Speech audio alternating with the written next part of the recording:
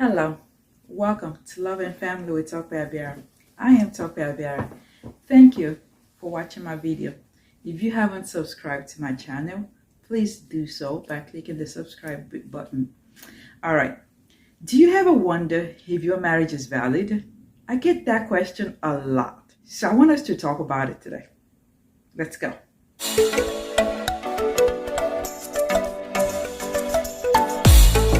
Alright, welcome. Talking about weddings. With Nigerian culture, I'm not sure about other African countries, but I know for sure about Nigeria. So, in Nigeria, we have different ethnic groups. We have a whole lot. But while we were growing up, we were taught about three major ethnic groups in Nigeria. And I want to talk about the types of weddings we have. So we have three types of weddings. We have the traditional wedding, we have the church wedding, and we have the court wedding. I'm starting off with the traditional wedding. Traditional wedding. What does that mean? What is that? Well, like I said earlier, we have three major ethnic groups in Nigeria. We have Yoruba, which I am one. We have Igbo, and we have Hausa. These ethnic groups are completely different. Their cultures are like completely different from one another. They're not even the same. Well, the traditional wedding follows the tradition from each culture. We have, like I said, we have the Igbo, we have the Hausa. I'm not that familiar with the Hausa wedding. Sincerely, I'm not. I know that they do wear the traditional wear and, the dance, and then there's the beads on the, like for the bride and all that. I'm not completely familiar, and I do apologize for that. For the Igbo weddings, I know that it's always a very beautiful wedding. Always. Like the bride will be dressed up in the skirt, like a wrap skirt and bead and beads and every looking all royal, and then the groom will be seated and the bride would dance up, and she will be given a cup of palm wine, and then she would have to take the cup to the man who is her groom. And it's always like a teaser, like she will go from one man to the other, like teasing, like with dance, trying to say which one she's going to give the cup to. But then she will end up at the right guy and give him the cup. They will bring several items. The list is always big. It's a big list. If you're Igbo and as a man you're ready to marry, I get that a lot. I get a lot of Igbo men, or like a man that wants to marry an Igbo lady, and he's like, I'm not ready, I'm not that rich yet, and I can't do that traditional wedding yet because I don't have that money. But that's the way it is. That's the culture. You've got to bring all this stuff, like it could cost you in the millions of the what stuff you will bring. And that is the traditional for the Igbos. Well, for the Yorubas, I might go more into details about that because I'm very familiar with the Yoruba traditional wedding. For the Yoruba culture, the two families, we have their own individual MC who will handle the whole thing from the top to the bottom. The bride and the groom, they don't need to worry about anything. There will be exchange of letters, a letter requesting for the hand of the bride in marriage, and there will be a return of a letter granting that request.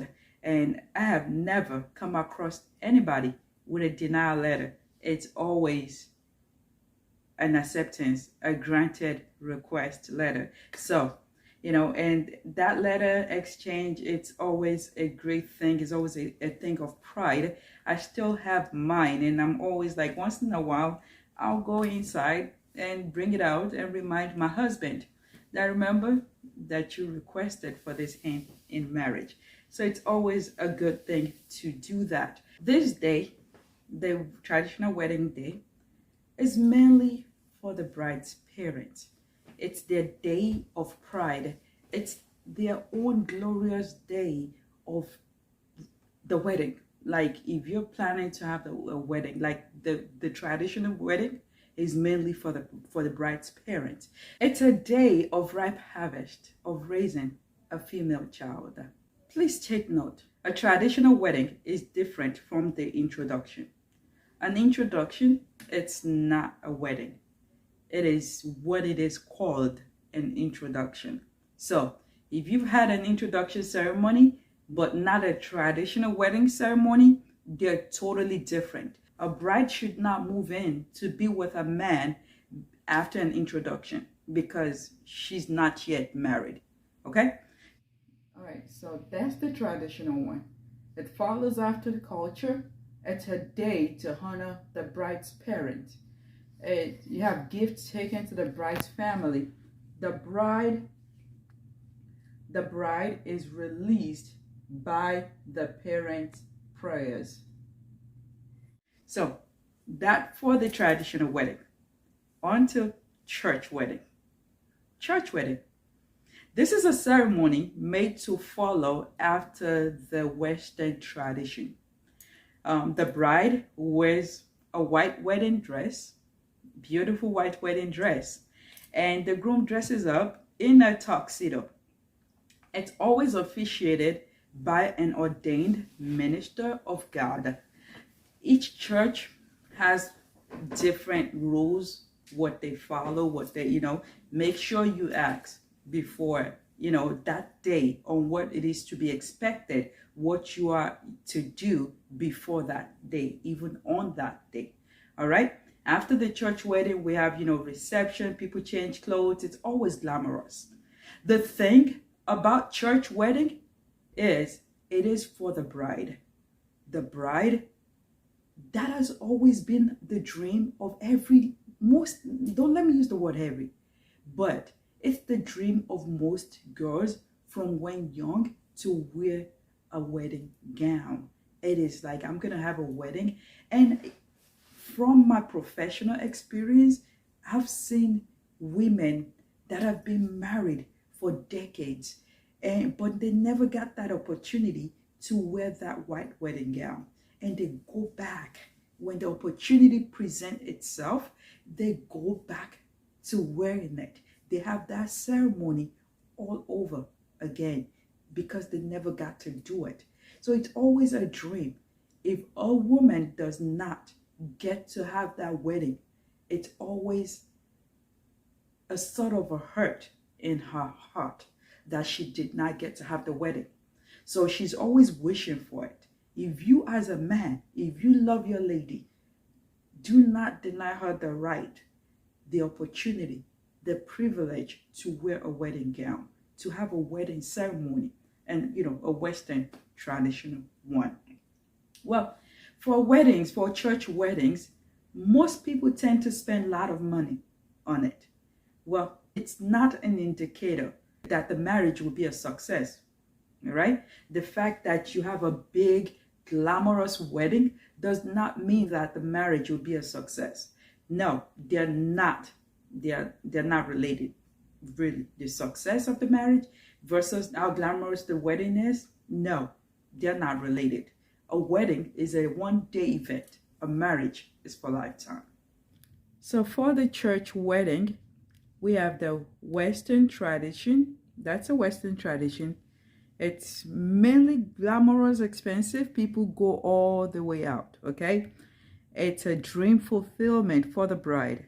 Always a dream fulfillment. Not necessarily for the groom, but always a dream fulfillment for the bride. The bride is released by the officiating minister of God. The bride is released by the officiating minister of God. Court wedding. This is the least glamorous ceremony of the three. It may be, it's all based on your preference on what you want. It can be altered according to your taste, Not many guests is needed, just two witnesses to sign and along with the bride and the groom. It's the least expensive, because you can always just put it according to taste. It's not, you don't need much. You just go before the courthouse and before the magistrate, and you get married. It's the least preferred, but it's the most important of the three weddings. This ceremony is actually what classifies you as being legally married. The other two don't. If you've done a court wedding and you haven't done the other two, well, you're married. You're legally married. Your marriage is valid. Even if you did it for traveling purpose, different reason for going for a court wedding, and you're not ready for the traditional or the church wedding. But really, as long as you've done the court wedding, you are officially married. Without the ceremony and the certificate that accompanies it, your marriage is invalid before the court of law. All right, so the final one is the court wedding. It's the least expensive, sincerely. Unless you're trying to do something big, you don't even need anything other than what you're wearing. And, that's it. It's really nothing. And then you pay for the court fees, and that's it. And then you only need 2 witnesses, just 2 witnesses. So you don't even got to cook. You don't even have to cook for people. Well, it's the only legal marriage, like the only thing that makes your marriage legal, and it's secured by law. And this one, the bride is released by the court of law. The bride is released by the court of law. Questions? Do you have to have all these 3 ceremonies? No, you do not. You don't have to have all these 3 ceremonies. It's kind of hard to choose which one to go for. That's the only thing. Second question. Which one of the 3 is important before God? All 3 are important. The moment you've done one, you're married before God. There's no other way around it. If you've done traditional wedding, you're married before God. If you've done the church wedding, you're married before God. Everything else is ceremonial. Each one is significant based on the officiant. For the traditional wedding, the parent is the officiant. For the church wedding, the minister of God is the officiant. And for the court wedding, the magistrate is the officiant. So they all have authority before God to release you into the marriage. Is there any order that these ceremonies have to follow, that one before the other? No, there's no particular order. It's however you want it. Isn't the church licensed? Some churches are registered and licensed by the state, which automatically legalize your marriage, as they would submit your license. But most times the church would prefer you do it by yourself, the husband and the wife, to go to the courthouse on your own, get your license, and bring it back to the church before the church could perform the ceremony. It's a way, most times churches use this to rule out that either one of the 2 of you has been married prior to this current wedding. All right. I hope I was able to answer your questions. Thank you so very much for watching. Once again, please do remember to subscribe to my channel. I really do appreciate that. And all my social media pages are listed on here. Please, you can always follow me. And you can always reach out to me. It's always a pleasure to hear from you. Thank you. Have a good one. God bless you. Bye-bye.